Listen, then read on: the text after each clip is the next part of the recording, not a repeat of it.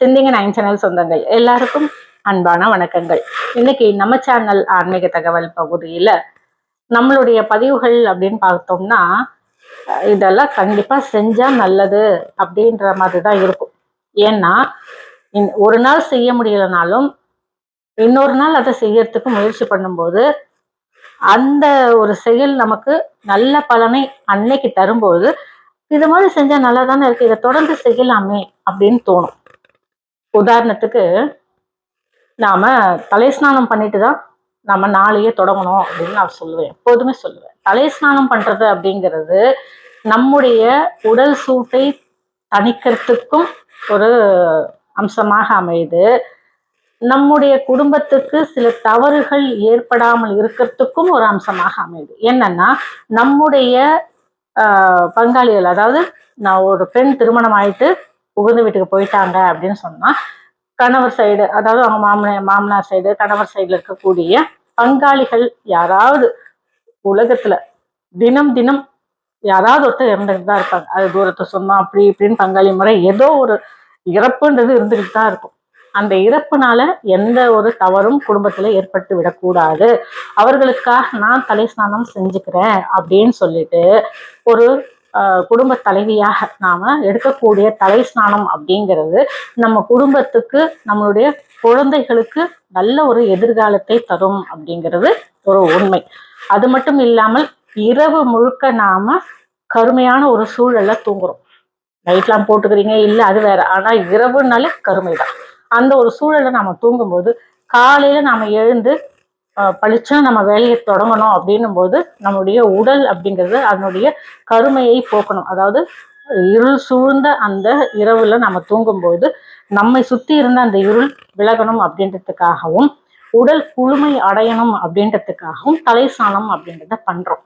அதே மாதிரி தலை ஸ்நானம் பண்ணிட்ட பிறகு ரொம்ப நேரம் தலையில துணியோடலாம் சுத்தவே கூடாது. ஒரு சில பெண்களுக்கு வேலை அதிகமா இருக்கும். நம்ம தலையில கட்டின துணியவே நாம மறந்துடுவோம். அந்த மாதிரி அந்த துணியை மறந்துட்டு காலையில குளிச்சுட்டு துணியை கட்டினானா மதியானம் சாப்பிட்ற வரைக்கும் ஒரு சிலருக்கு துணி அப்படியே இருக்கும். அப்படியே எல்லா வேலையும் பண்ணுவாங்க, பூஜை முதல் கொண்டு. இப்படி தலையில துணி கட்டிக்கிட்டே நாம பூஜை செய்யறது, தலையில துணி கட்டிக்கிட்டே நாம சமைக்க தொடங்குறது அப்படிங்கிறதெல்லாம் கொஞ்சம் தவிர்த்துக்கணும்.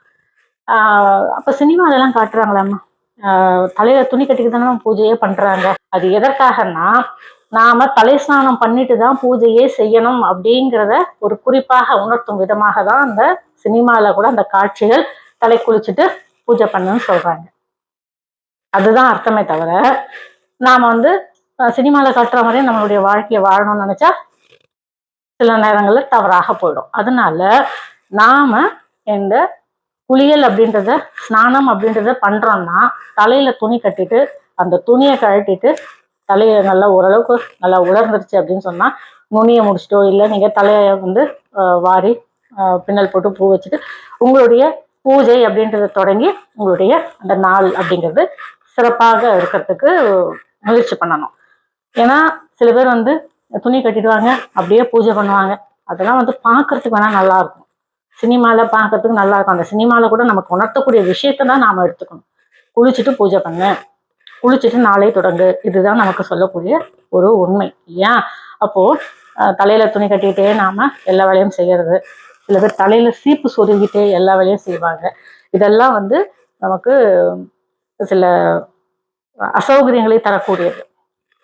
அதனால இந்த மாதிரி துணி கட்டிட்டு வேலை செய்யறது, சீப்பை தலையில வச்சுட்டு வேலை செய்யறது, இதெல்லாம் மறதியில செஞ்சாலும் அவசரத்துல செஞ்சாலும் அதெல்லாம் கொஞ்சம் தவிர்த்துக்கிறது நமக்கு நல்லது. நம்மை பார்த்து வளரக்கூடிய நம்முடைய குழந்தைகளினுடைய வாழ்க்கையும் சிறப்பாக இருக்கும். ஏன்னா நாம குழந்தைகளுக்கு எடுத்து சொல்லவே முடியாது.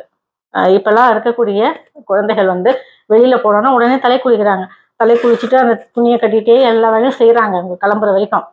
நாம சொல்லுவோம், அந்த தலையை கொஞ்சம் ஆற வையண்டி அப்படின்னு சொன்னோம்னா, ஃபர்ஸ்ட் நீ செய்யறியா, நீ காலையில குளிச்சுனா அப்படியே தானே இருக்க அப்படின்னா, அப்போ நாம அவங்களுக்கு முன்னுதாரணமா இருக்கணும். அப்படின்னும் போது நம்மளுடைய வாழ்க்கையை நாம நேர்த்தியாக வாழும் இல்லையா?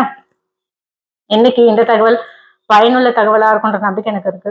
இந்த சேனல்ல சப்ஸ்கிரைப் பண்ணுங்க, ஷேர் பண்ணுங்க, லைக் பண்ணுங்க. இதே போல வேற ஒரு புதிய பதிவோடு சந்திக்கும் வரை வணக்கம்.